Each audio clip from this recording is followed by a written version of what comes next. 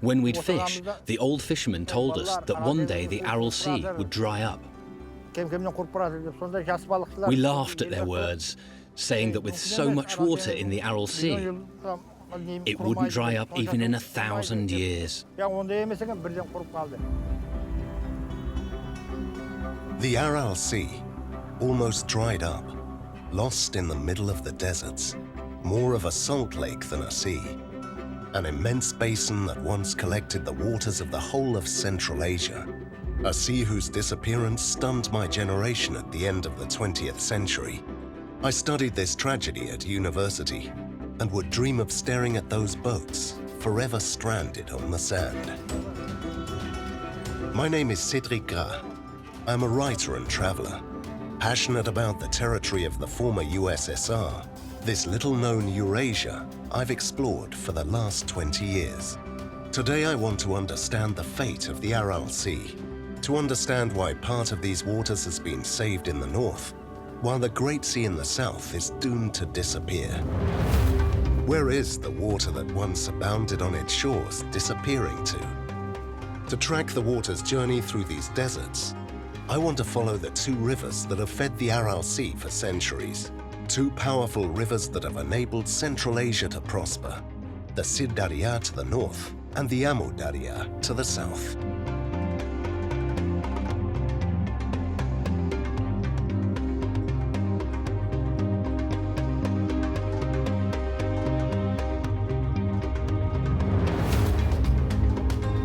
For my first trip, I intend to follow the course of the Amu Darya to its source, nestling in the high Pamir Mountains.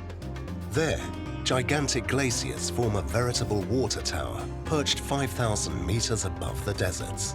The promise of a high-altitude adventure, just the way I like them.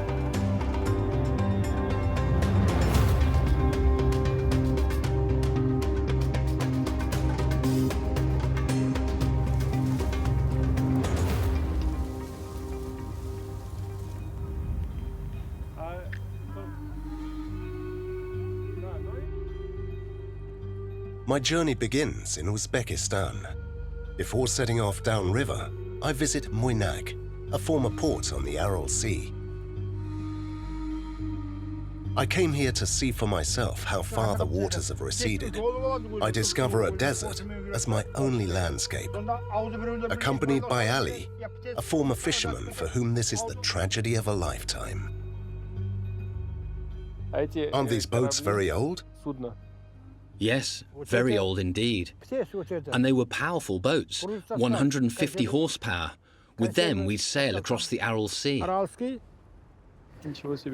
It's incredible. And the sea stretched to the horizon. Yes, to the horizon. We couldn't see it.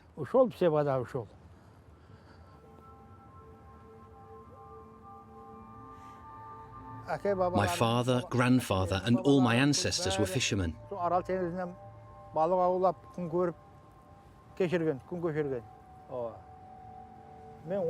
I began fishing aged 14 with my father. 4 of us aboard. Back then there were lots of fish. We could go out for 2 weeks or a month, then take a month off.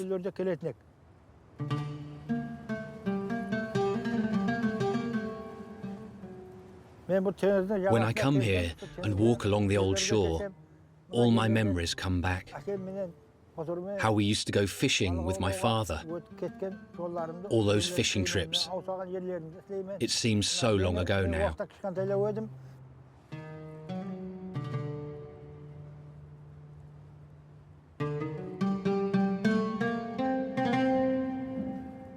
It seems a strange sight, wrecks stranded on a sea of sand. It's hard not to feel nostalgic as you remember the waves caressing these shores.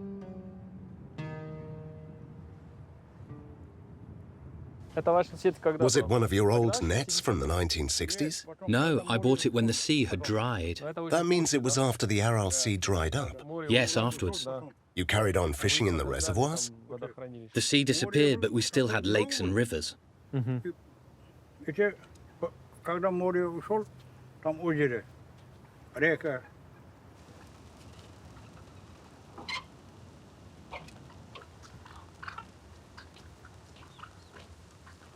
When we got married, the water level was very high, and there were lots of fish. We had set up a yurt there. There was water everywhere. There was a port where lots of boats came and went. Those were the days. After that, there was no more water, only sand.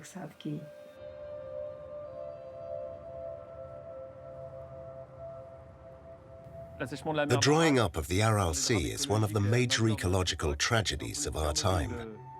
It's like the Chernobyl of Central Asia. It's also a moment when we realize that resources are not infinite, and that taking too much water from a river or rivers can have consequences as terrible as drying up the sea. It's time to leave the ancient shores of the Aral Sea and set off along the 2,500-kilometer Amu Darya. I will follow its course through Uzbekistan, skirting Turkmenistan, before reaching Tajikistan and the high peaks of the Pamir. There I'll be leading an expedition to the longest mountain glacier in the world, the Fedchenko, Central Asia's veritable water tower. It's a long journey with a major issue at stake: the water resources of an ultra-arid region and its tens of millions of inhabitants. The bottom of the former Aral Sea is now called Aralkum, the Aral Desert. There's no longer any hope of the water returning, and I leave these ancient shores in search of the Amu Darya Delta, where the river once met the waves. The last trickle of water now stops at the entrance to the ancient sea. Kasim, who grew up in this green delta, offered to take me to the final point reached by the Amu Darya. This is one of the last branches of the Amu Darya. The last drops of the Amu Darya. Yes, Amu Darya stops here at this dike. And why did they build this dike? Because there was no point letting the water flow towards the sea. The water doesn't reach the sea anyway. It disappears into the sands. It seeps in.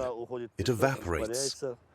It's better to keep it here. It creates a little microclimate. That's why we keep it here, for the wildlife. There's a lake nearby with fish, even in summer.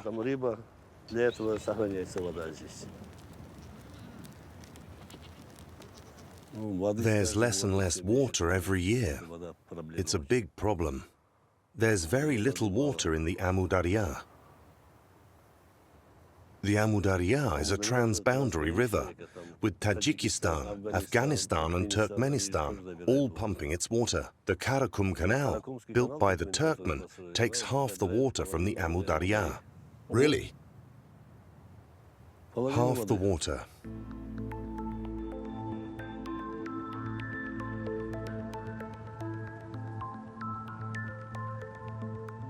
The distribution of river water between the various Central Asian republics is a major concern for the region's inhabitants. In western Uzbekistan, the last stretch of the Amu Darya is particularly exposed to the vagaries of water flow. This is the case of Nukus and the surrounding region. These towns, surrounded by irrigated fields, are known as oases, and Nukus is the first up the Amu Darya and the last to receive water from the river. The desert lies in ambush at the gates of this city of 320,000 inhabitants. And in this month of September, the river level is particularly low. 100 kilometers further on, I stop at the small village of Kipchak. In summer, after the snow has melted in the distant mountains, the Amu Darya is still partially navigable. But by early autumn, the river's level is at its lowest, especially as seasonal variations are amplified by upstream reservoirs, disrupting fishing activities.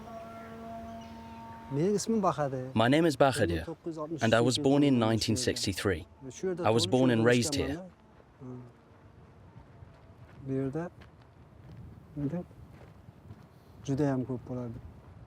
There used to be a huge amount of fish, and people could easily fish with sticks.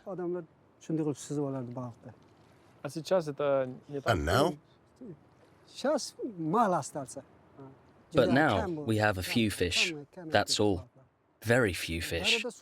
There is no water in the sea, so no fish either. Once the lake dried up in 1970-73. After that, the amount of fish decreased significantly. Then the Karakum Canal was built. In Turkmenistan, Yes, in Turkmenistan. So all the water goes there and less comes to our region. No water, no life. Everything is linked to water. Man can't live without water. How can there be fish if there's no water? And there is no water.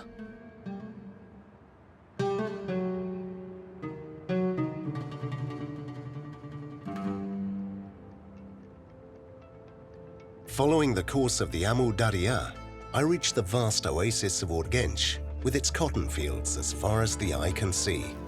Planned during the Soviet era, this intensive farming is responsible for the disappearance of the Aral Sea. Cotton requires abundant watering, using water taken from the Amu Darya. Large-scale cotton planting has never ceased, and I want to understand how modern Uzbekistan, which produces 1 million tons every year, manages this heritage that is so crucial to its economy. Here are the famous cotton fields cultivated all along the Amu Darya thanks to irrigation. It's harvest time, and the farm workers are already in the fields, picking up this flower, this white fiber, the white gold of Uzbekistan. But because of this, of course, the Aral Sea has finally dried up. So these farm workers, these seasonal workers you might say, scour the fields of Uzbekistan during the months of September and October to harvest this fiber, and they make huge bales of this cotton that are shipped all over the world. Because Uzbekistan is one of the world's biggest producers.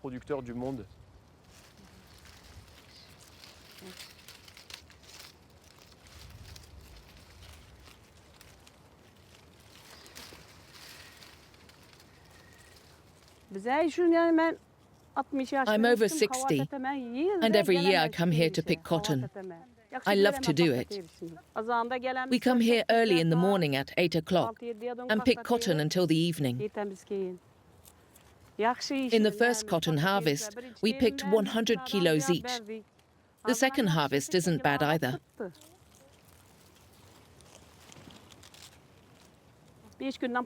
We earn 50 to 60 euros per week.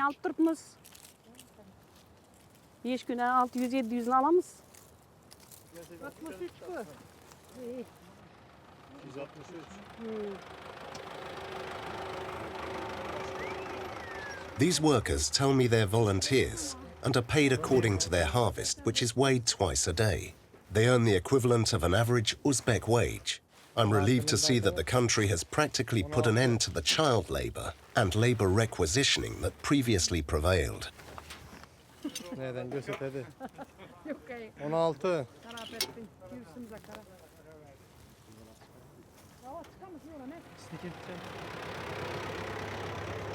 Another development is that most of the farms have been privatised.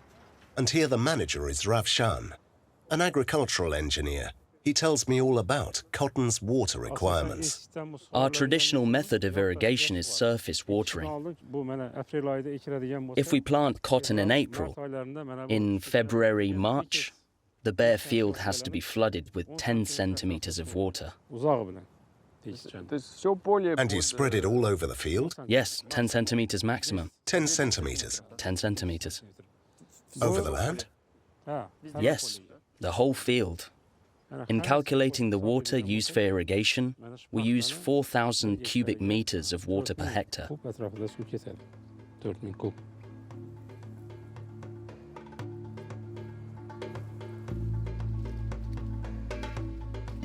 It takes 10,000 litres of water to obtain 1 kilo of cotton fibres.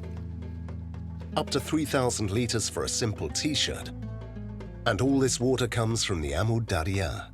It was under the Russian Empire that cotton began to be exploited for the textile industry, before cultivation became exponential under a USSR seeking agricultural self-sufficiency.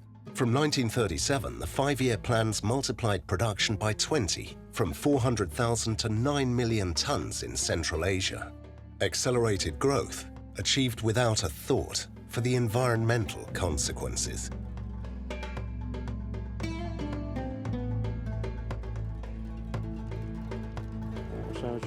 Of course, at that time, people thought that it was useful and beneficial, but they were wrong.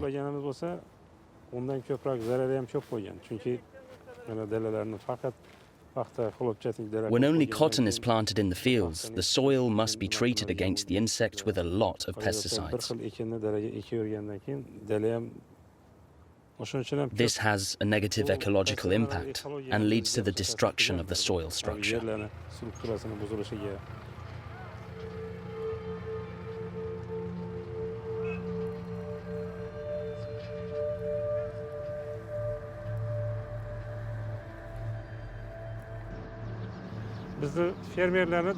All the cotton harvested in our farmers' fields is delivered here. That's gigantic. How many tons of cotton are there in this pile? 500 tons of cotton per pile, and there are dozens of piles.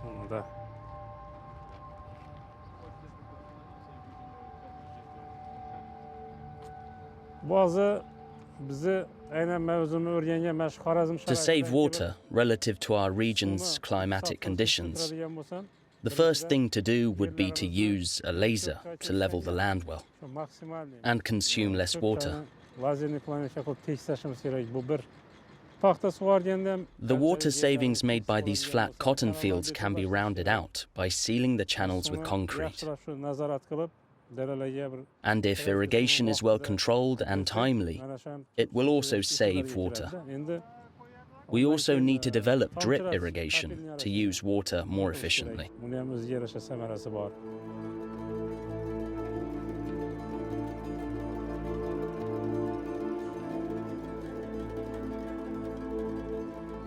The Ravshan farm is located at the gates of Khiva, an architectural pearl and a tourist hotspot.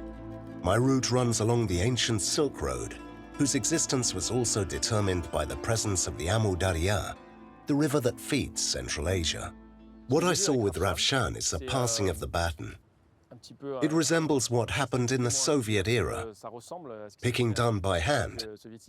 Everything obviously still depends on the irrigation channels, but with this awareness now of the scarcity of water and the issues.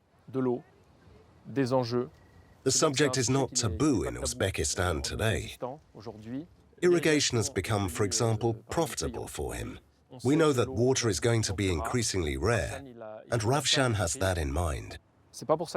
That's not why he's going to give up growing cotton, but they're going to try to adapt. So things are modernizing with this sword of Damocles, which is water scarcity. What must be understood is that everything depends on the Amu Darya. The annual rainfall in this region is 9 centimeters per year. There would never have been life without irrigation. There would never have been life without the Amu Darya and the diversions made in it towards this city of Khiva, for example.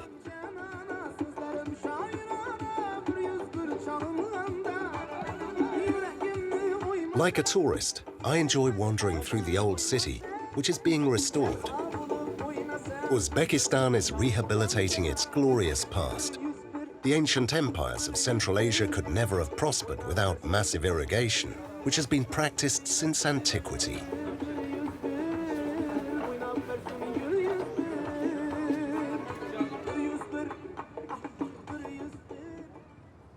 I leave Khiva for a 600-kilometer desert crossing to another famous oasis on the Silk Roads, Bukhara. Throughout the former Soviet republics, the train remains the most comfortable way to cross the vastness of the continent. This one comes from Russia and is heading to Tashkent, capital of Uzbekistan. In its carriages, I find the various faces of the former USSR. Migrant workers rub shoulders with those who are joining their families on the other side of the country, or Eurasia.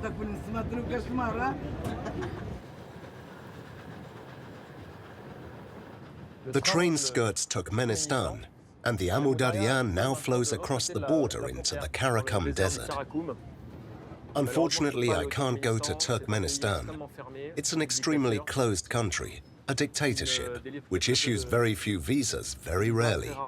And that's a pity, because Turkmenistan pumps a considerable part of the Amu Darya's flow for its economy and agriculture. In reality, the country is a desert. A desert that has not prevented the ruling autocracy from multiplying megalomaniacal projects in its capital, Ashgabat. Located hundreds of kilometers from the Amu Darya, Ashgabat is supplied with water by the world's longest irrigation canal, the Karakum. The 1,375-kilometer-long canal was dug in 1954. A gargantuan project designed to bring desert land under cultivation, against all common sense.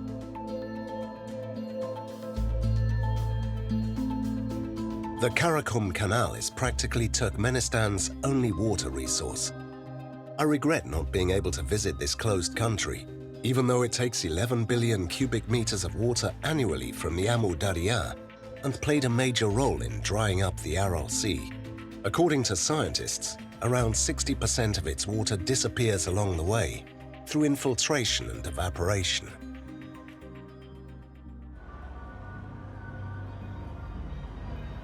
Bukhara, one of the most famous cities on the Silk Roads, built in ancient times at the heart of a vast oasis, irrigated by two ancient tributaries of the Amu Darya, the Zeravshan and Kashkadari rivers. This Uzbekistan landmark is an essential stop on my journey. Here the destinies of the towns and their inhabitants are intimately linked to the fluctuations of the rivers. Until the end of the first millennium, Bukhara had a twin sister called Paykend, a city just as prosperous and flamboyant, but now forgotten, and to which archaeologist Sobirov Nurmamat has devoted part of his life. From the 10th century onwards, along the Zeravshan and Kashkadari rivers, populations prospered by irrigating new lands and consuming water.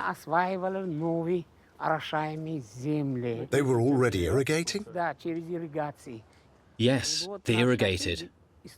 The 10th century Bukhara historian Nashakid writes that all the inhabitants of Paykend were traders. They traded as far away as Russia. They acted as intermediaries on the Silk Roads between China and Europe. And back then the city was bigger than Bukhara? Yes. Did Bukhara exist? Yes, Bukhara existed. In fact, all the towns were the same size. Bukhara, Ramitan, Varafshal, Valdanzit, Paykend. All these cities were prosperous. Today, most of these ancient cities have disappeared, completely buried under the sand. They're all gone. Only the city of Bukhara survived, Paykend, Ramitan, because of the lack of water.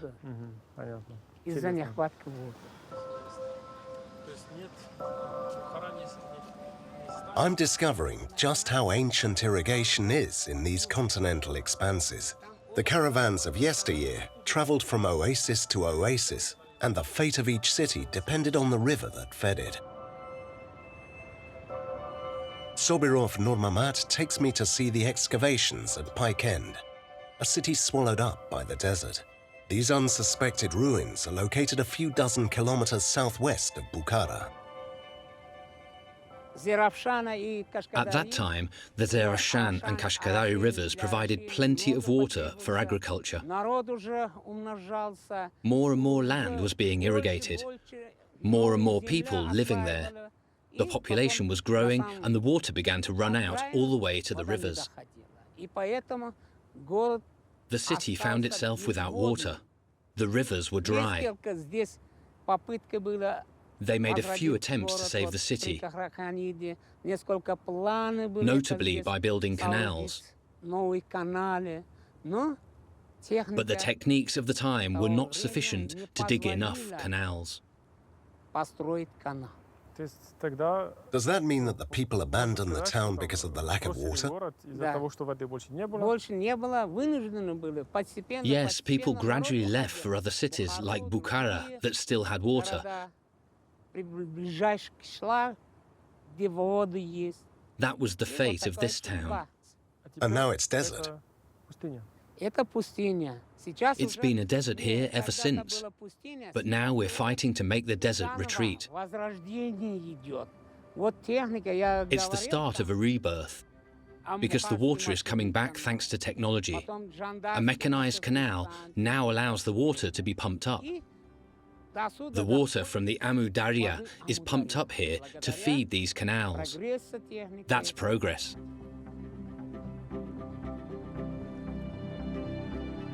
I was astonished to discover this additional drain on the river.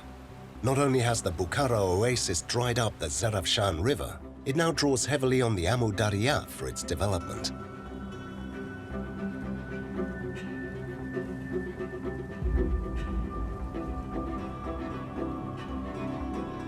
I'm now going back to the banks of the Amu Darya at the crossroads of the four countries that share it: Uzbekistan, Tajikistan, Turkmenistan, and Afghanistan.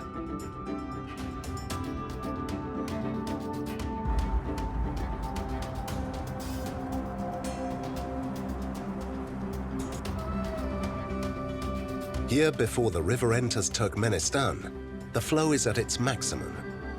The riverbed is 1 kilometre wide and offers a delightful view. The 2,500 cubic meters per second have not yet been diverted for mass irrigation. I'm contemplating an original river, almost intact, but guarded by barbed wire. Access to the banks of the Amu Darya here is strictly forbidden. The border with Afghanistan is one of the most sensitive in the world. Siroj, whose family farms a few fields nearby, accompanies me as closely as possible. The river is 300 meters away, inaccessible. Here is the river, Amu Darya, and behind Amu Darya is an island. And that is Afghanistan? Yes, Afghanistan is down there. Look, these are bullets. Oh yes, I see. Are those Soviet bullets? Yes, Soviet bullets. If you look over there, you can see lots of bullets. There are even some big ones. The border no man's land is also a home to a fascinating archaeological site that Siroj knows like the back of his hand.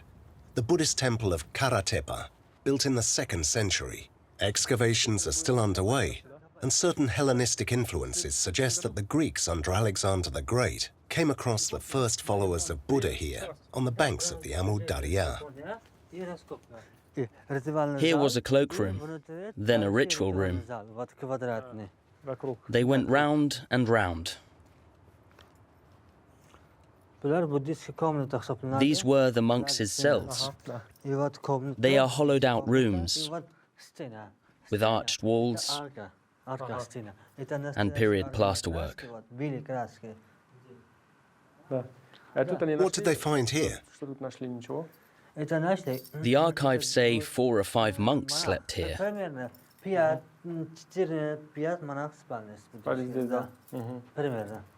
I didn't expect the monastic cells to be so well preserved. The Amu Darya is a water resource today, but obviously it was one in the past too. And so a number of civilizations have succeeded one another on these banks. Buddhism before our era. The Greeks also came here with Alexander the Great. They totally deified the Amu Darya, which at the time was called the Oxus. It really was the nourishing river. There was also Zoroastrianism, and then came Islam, a conqueror that continues to this day. These ruins are all the more moving because they echo the famous Bamiyan Buddha, dynamited by the Taliban in 2001, on the other side of the river in Afghanistan. Siroj lives here with his parents. He and his father are paid a small fee to look after the archaeological site of Karatepe. Their house faces the border and the Amu Darya. You're comfortable here, right next to the site? Yes, we're right here. It's handy. Even Afghanistan is very close. Can you see Afghanistan from here? Absolutely, there's a border. The river's there, that's a neutral zone. Access denied to us and to Afghans. You can't go anywhere near the river? Does the fish come from the Amu Darya? No, the shop. From the shop. You can't fish at all. No, it's not possible. That means nobody fishes on the Afghan border? No, nobody.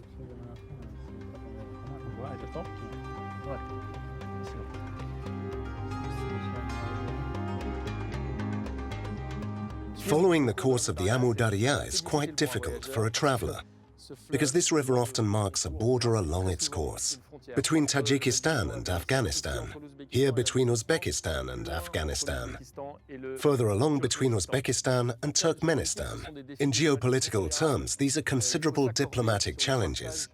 They have to agree on how to share the water, who pumps how many cubic meters, where. All these canals running left and right and irrigating the whole of Central Asia. But Central Asia is now divided into several independent republics. The construction of the The distribution of the Amu Darya's flow between the various countries it crosses is the responsibility of an interstate committee, which manages the quotas inherited from the Soviet era. Only Afghanistan is not part of this committee.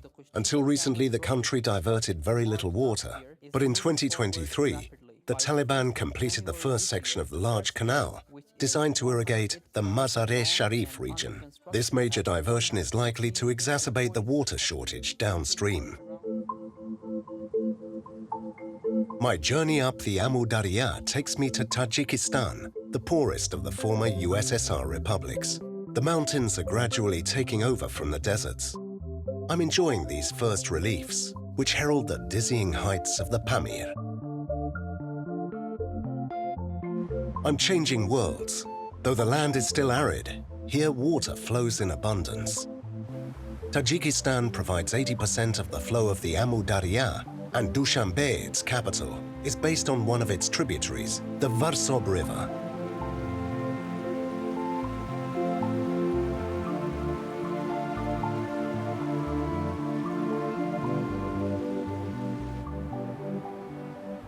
Since the start of my trip, I've been traveling through Central Asia in the throes of post-Soviet development, busy redefining its identity. One thing hasn't changed, and that's all these reservoirs, like here in Dushanbe. These canals, dams and locks, all inherited from the Soviet period. I take advantage of the central market to do some shopping in preparation for my expedition to the source of the Amu Darya. Are those apricots? Apricots from Kuragan, guaranteed pitted. And look at these fine walnuts. And what's that? Those are sugared almonds. Almonds love the heat. Give me a few of those nuts and almonds over there. A few more.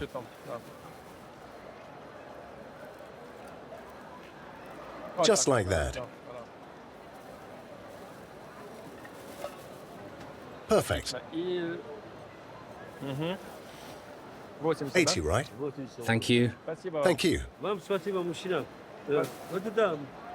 Take that for the road. That's very kind. Thank you. Merci.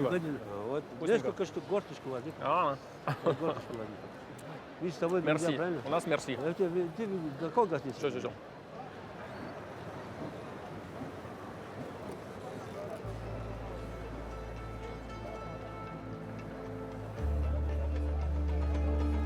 I take the road to the Pamir, whose highest peaks rise above 7,000 meters.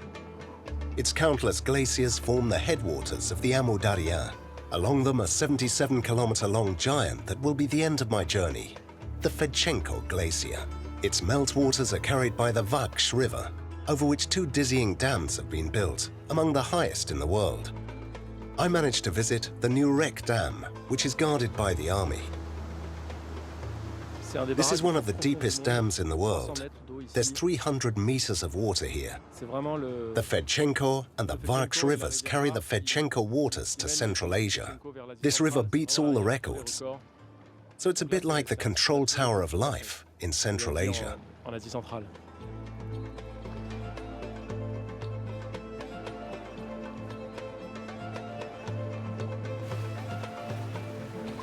I find the Amu Darya far upstream. Known here as the Pyonj, it is a tumultuous river that marks the border between Tajikistan and Afghanistan. Along with the Vaksh, it is one of the 2 enormous torrents draining the meltwater of the Pamir. For this expedition to the source of the Amu Darya, I've asked polar adventurer Mathieu Tourdeur to join me. Together we'll attempt to reach the fabulous Fedchenko Glacier, the longest mountain glacier on the planet, and the water tower of Central Asia. In this desert region, precipitation falls at high altitude and accumulates as snow and then ice. A vital reservoir for the Amu Darya, so I want to finish my trip up there at an altitude of almost 5,000 meters. It takes us 3 days on foot to reach the village of Pasor, the closest inhabited point to the glacier. Pasor has a population of around 100. The people of these high Pamir valleys are Ismaili, a tolerant bunch of Shiite Islam that emerged in the 9th century.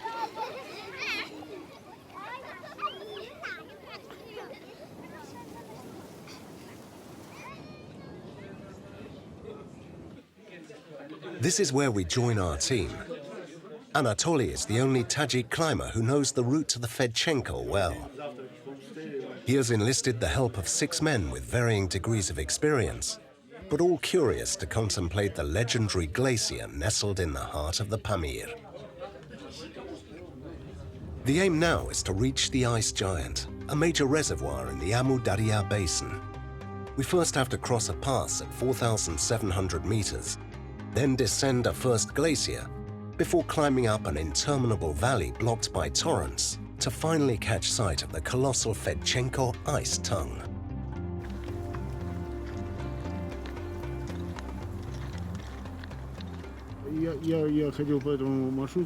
I've used this itinerary 4 times. Twice one way and twice the other. Do you meet many people on the way?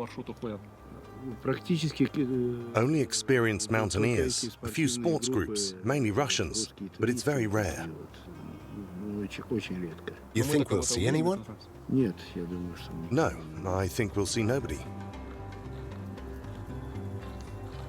The Pamir is the roof of the world, a very high plateau with hundreds of peaks reaching 6,000 or 7,000 meters. The Fedchenko is so remote that it was first explored in 1928 by a German-Soviet expedition. It was a topographical expedition to map the area. Moscow wanted to explore this territory. And then there were a few ascents, if only to get a view of the Fedchenko Glacier. It was from 1928 onwards that this glacier appeared on maps. We then began to understand this gigantic glacial watershed, which far downstream feeds the Aral Sea.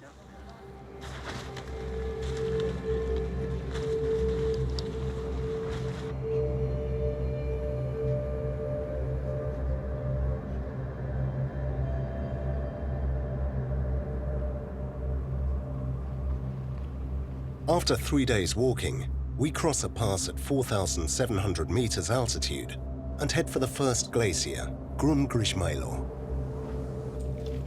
The terrain becomes more difficult, especially for our heavily laden companions.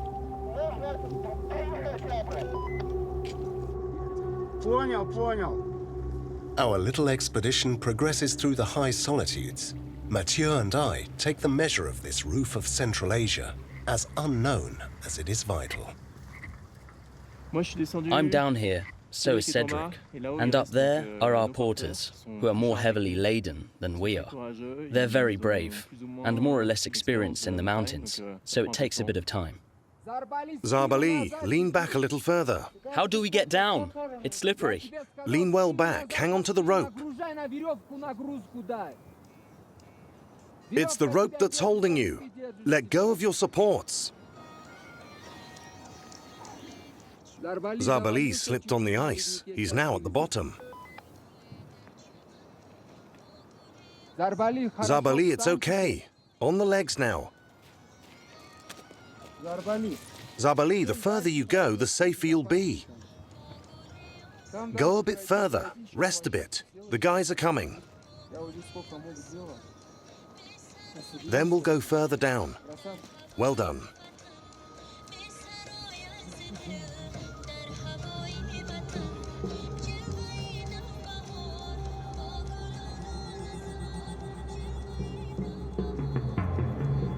It takes us 2 days to descend this glacier over tricky terrain, a labyrinth of ice and unstable moraines. No paths, no landmarks, no human traces. Anatoly draws his route through the weaknesses of the chaos, in the dust that rubs shoulders with the purity of the ice. We'll stay on the edges of the glacier.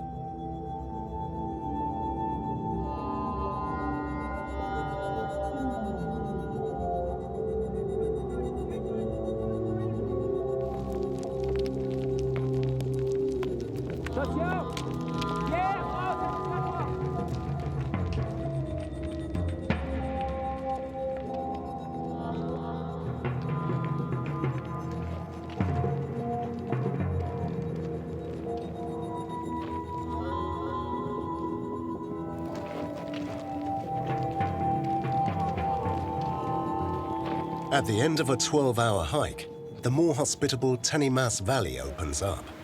But other difficulties await us.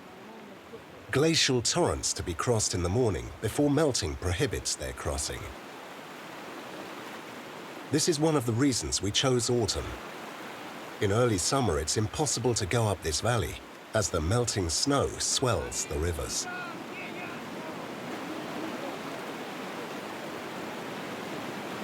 Don't try to go upstream. Come on, come on. A little faster. Tight rope.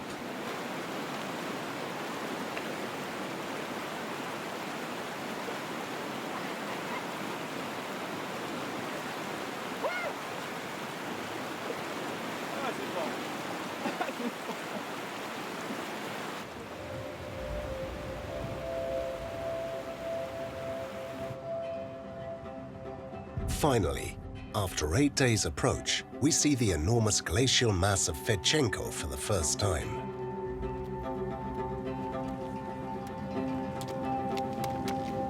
There it is.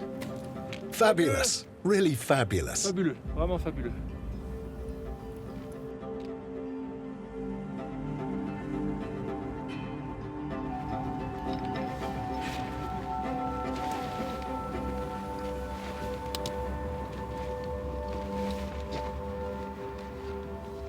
We're on the edge of the Fedchenko, there at this pass which is not really marked. We're on the right flank of the glacier, of the Fedchenko glacier, about 2/3. There is still a third to go until the top of the accumulation basin. It's going to be fantastic because tomorrow there should be nothing but ice, ice, ice. Tomorrow it's Greenland. Right, tomorrow is the polar ice cap, the Greenland ice cap.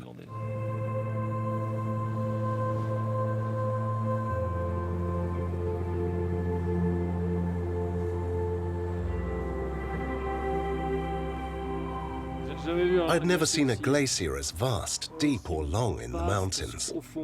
And what is absolutely incredible is that behind these mountains is Afghanistan.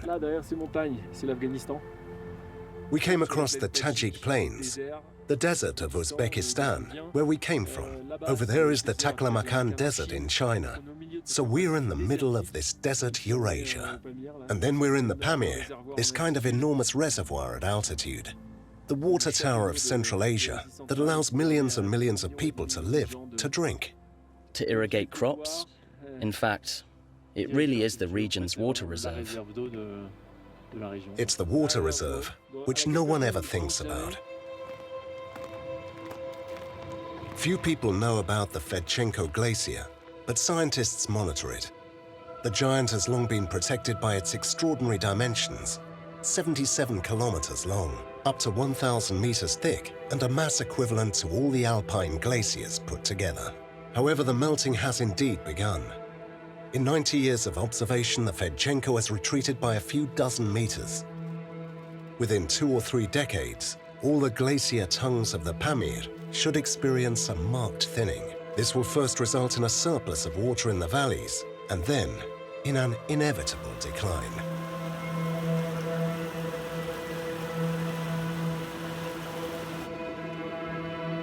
Scientists have nearly a century of data, because the Soviets understood the importance of the Fedchenko Glacier very early on. By 1933, they had hoisted up on the backs of camels and horses enough to establish a scientific station at an altitude of over 4,000 meters.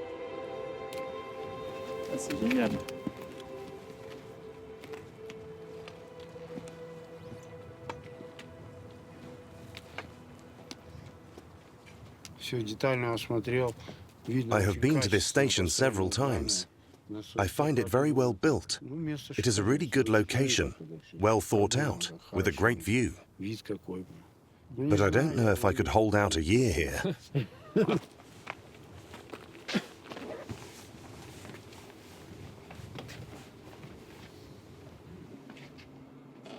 This station was used for 58 years to understand the evolution of the glacier, of the local meteorology. There are all the logbooks, the notebooks that they must have filled out every morning. There are old telegrams. They must have been fairly simple people, but they're a bit like heroes of science, because without them we would have no data, and today we wouldn't have a perspective on this glacier, on this region of the Pamir so deep in time. After providing valuable climatic and glaciological data, the Gorbunov base was abandoned overnight in 1991 with the fall of the USSR.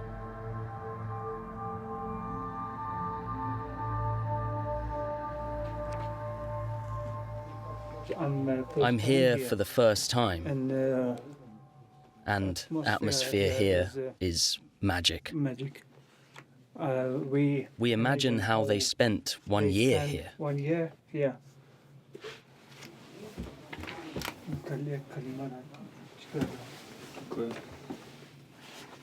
You can imagine that in the 30s, people built all this and brought everything here with camels and yaks.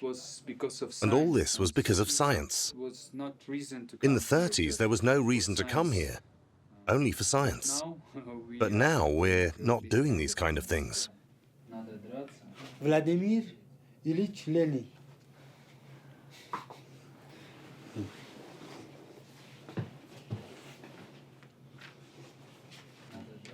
I dreamed of Fedchenko.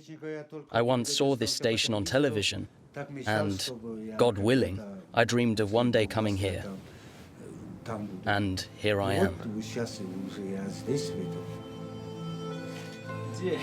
Фильм смотреть, да? Да, хочу посмотреть. Тогда сначала, знаешь что?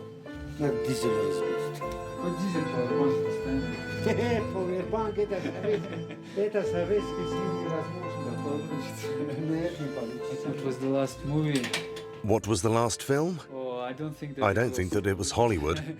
It's even hard to say. They were watching here. They were watching here. Filming here. Maybe they were filming here someday.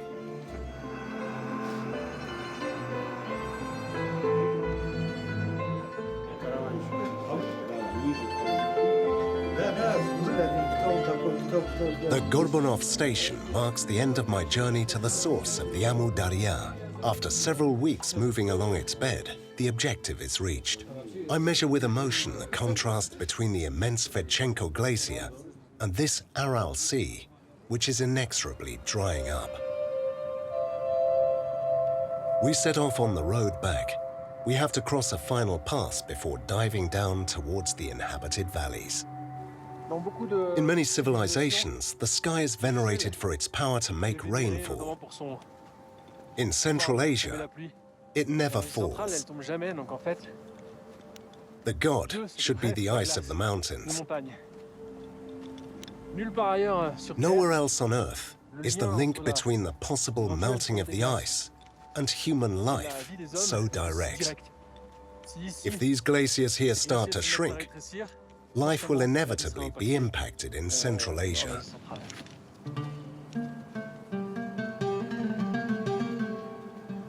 Leaving the high altitude, I travel backwards. Glaciers flow towards the valleys, giving birth to torrents that become rivers. The river is born from their confluence before making its bed over 2,500 kilometers across the deserts, bled by large irrigation canals.